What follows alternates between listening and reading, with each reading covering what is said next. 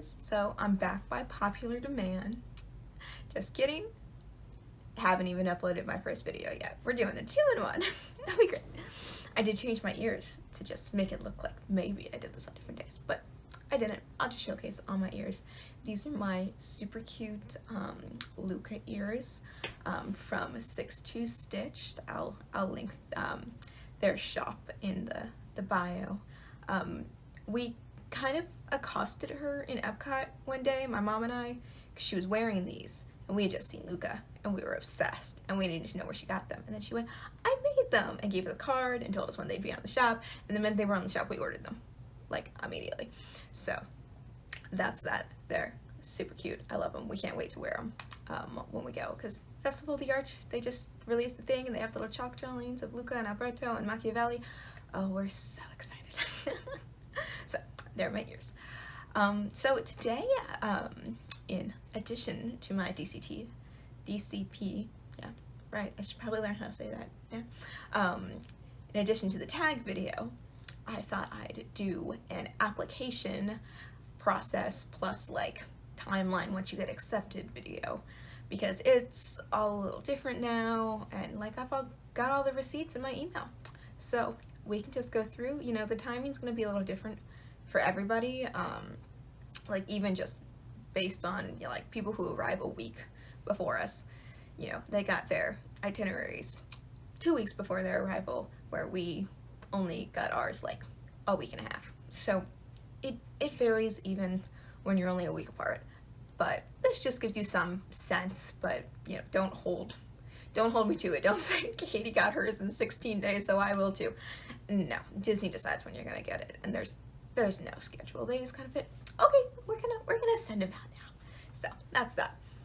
But yeah, let's get started. So now I've gotta pop back to my inbox here. So what I did, because I knew I was interested in the Disney College program, is I signed up for an email on their website that you get notified when applications go live. So I signed up probably late 2021, and I did get a notification when they opened up. It says here, let's see, oh yeah, on May 19th of 21 they opened up for the first wave back, and I didn't apply then because I was in a job during the summer that I didn't want to leave, and it was going to be my first semester back to like a semi-normal year at college, and I didn't want to miss that to go to Disney, so I decided to skip it that time. And then I did apply when they opened up again on September 14th of 2021.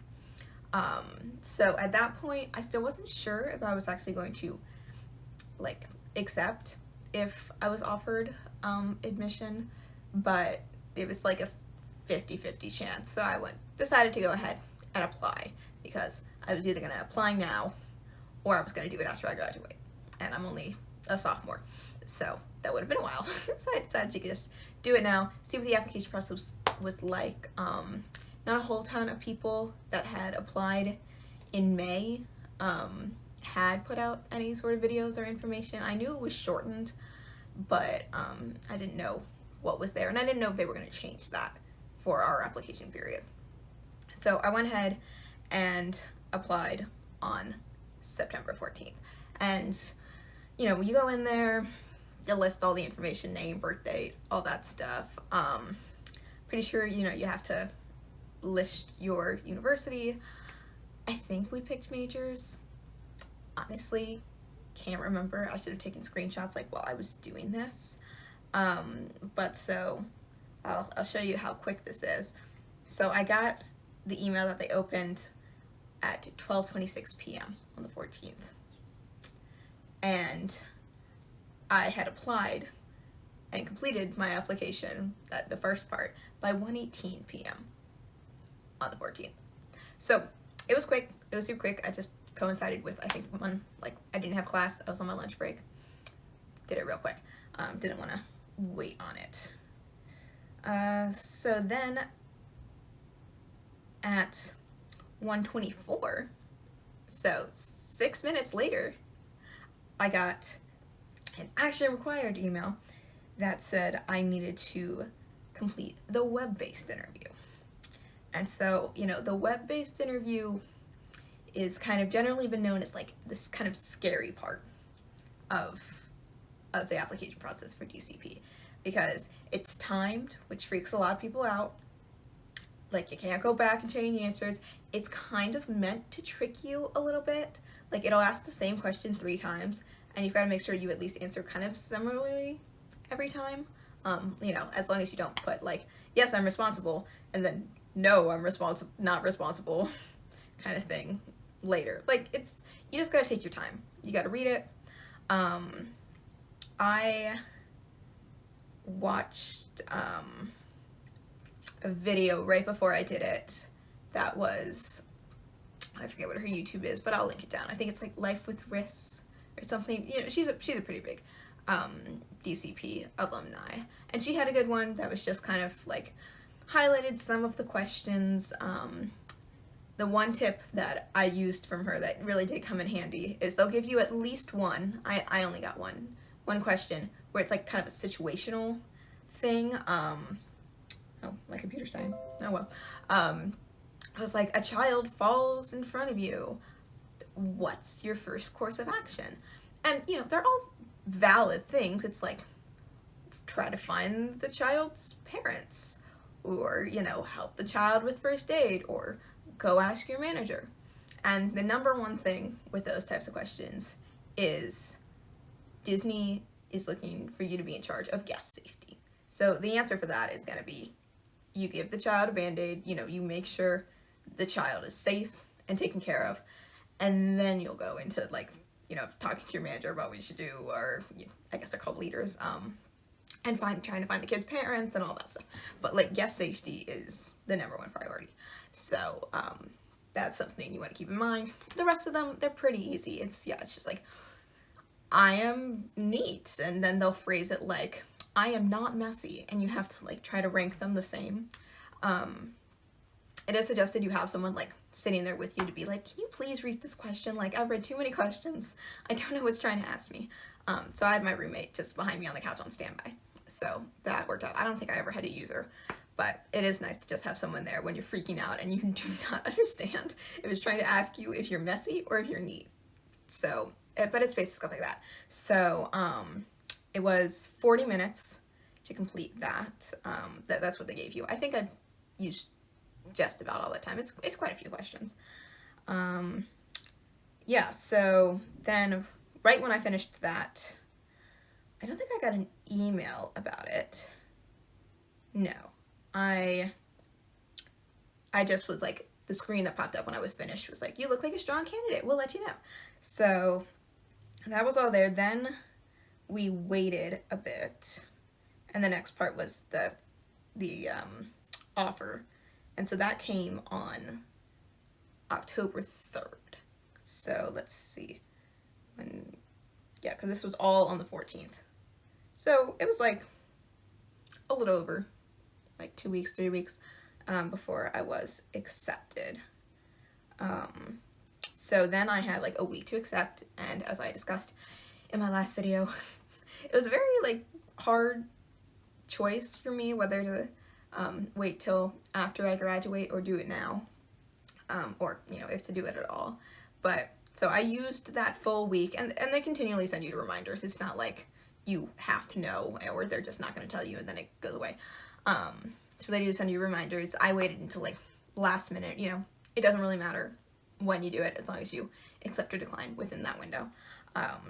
So after I accepted, you go through this whole thing of paying a fee. It's like your housing kind of down payment fee. It's like, I think it was $435. So be prepared for that. Like, have some sort of, you know, payment on hand. Be ready for that, because they did not warn me about that at all. And so I was lucky enough to be near my mom's credit card. But yeah, like, it's kind of an exorbitant amount that they don't tell you about in advance, and they don't, like, they're saying you need to complete it now, you need to send it in now, or you're not coming. So be warned about that. Let's see, then I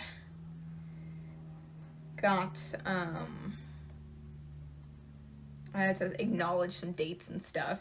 I got an email a couple of days later about like vaccine requirements, and I already had mine because I was required to have one for UVA, so I just went ahead and submitted that. That was no problem.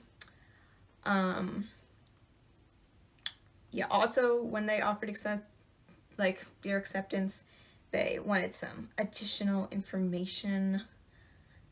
Honestly, I can't even remember what that was. It probably won't tell me. Yeah, no. I don't know. I think it was something along the lines of, they did ask if you were willing to be a lifeguard at some point.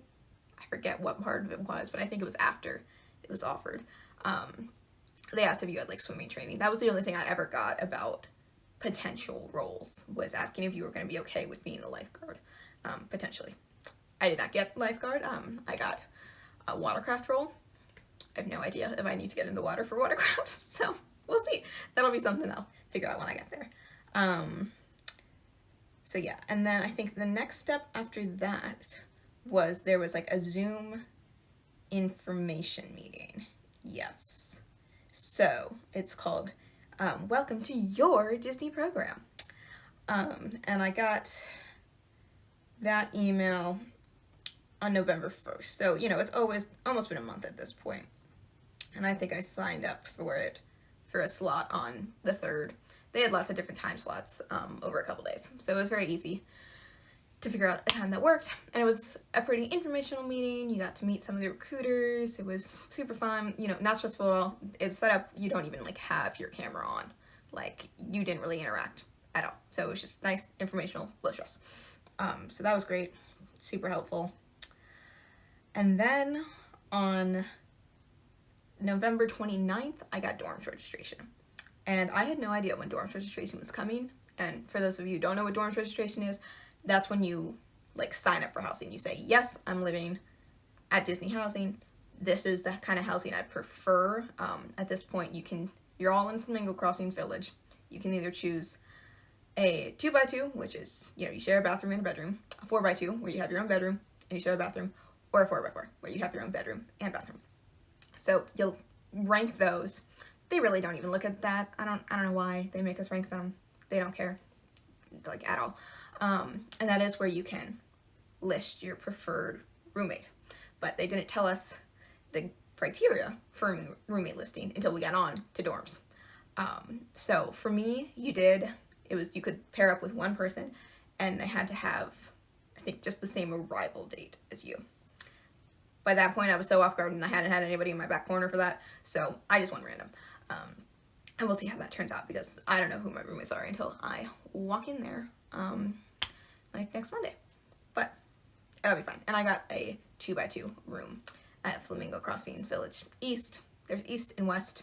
Not much difference. I think East opened first, West opened just like a month or so ago.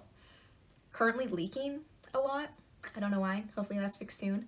And I think East has Apprentice Hall, which is like where we're doing traditions now. We're not doing the tour that puts you in front of Disney University.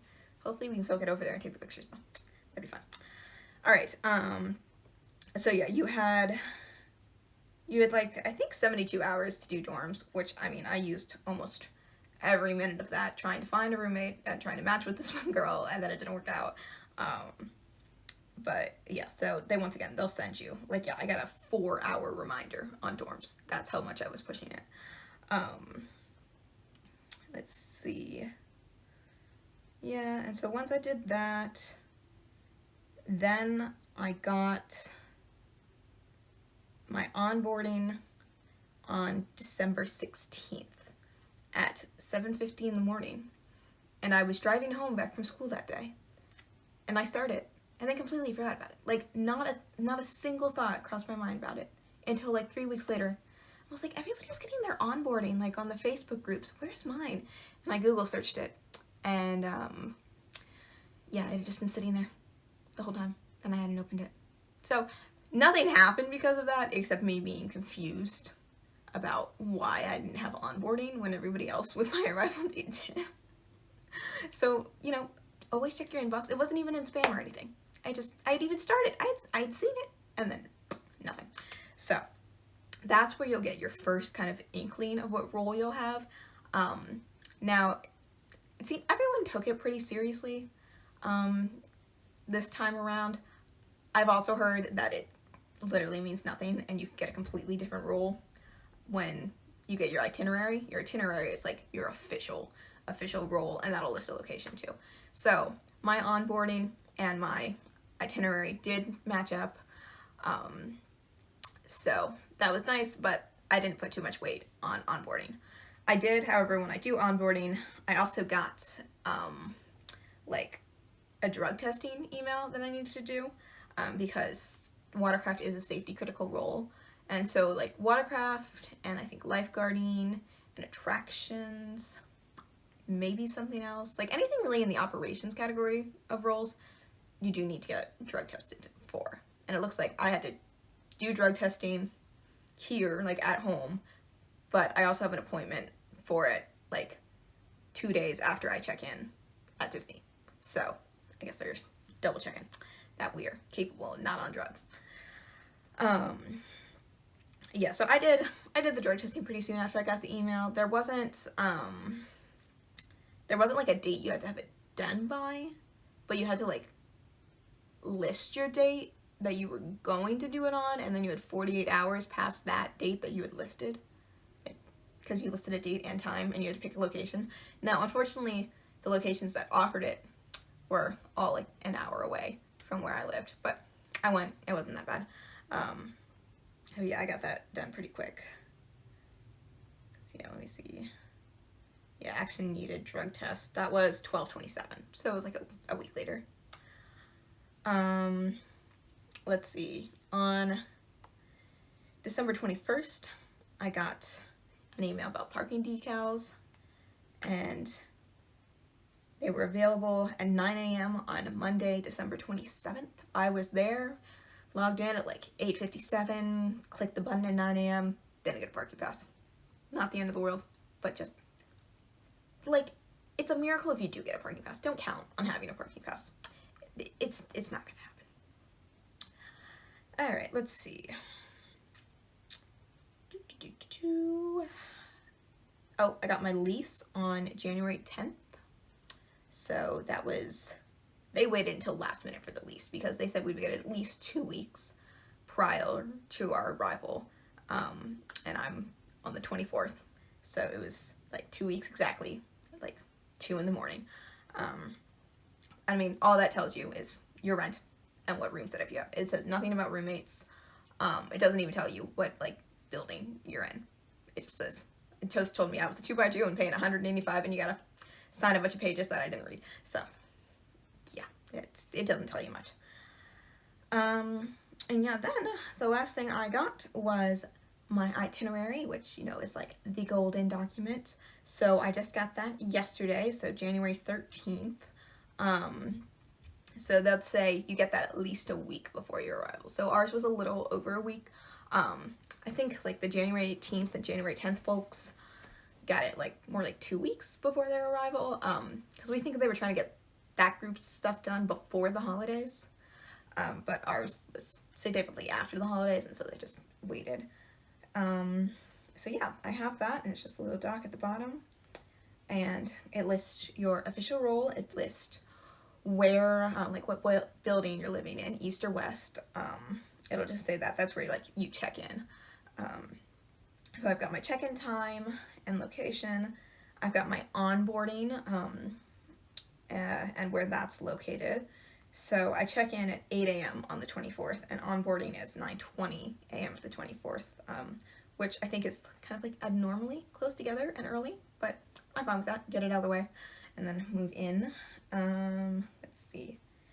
Yeah, and then I have my safety critical role session at 3:40 on the 26th, and that's all the stuff about like drug testing and medical stuff. And then I've got traditions on the 28th at 9 a.m.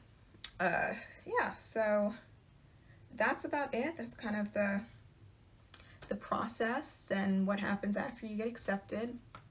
You know, it's pretty straightforward nowadays, and it's pretty quick.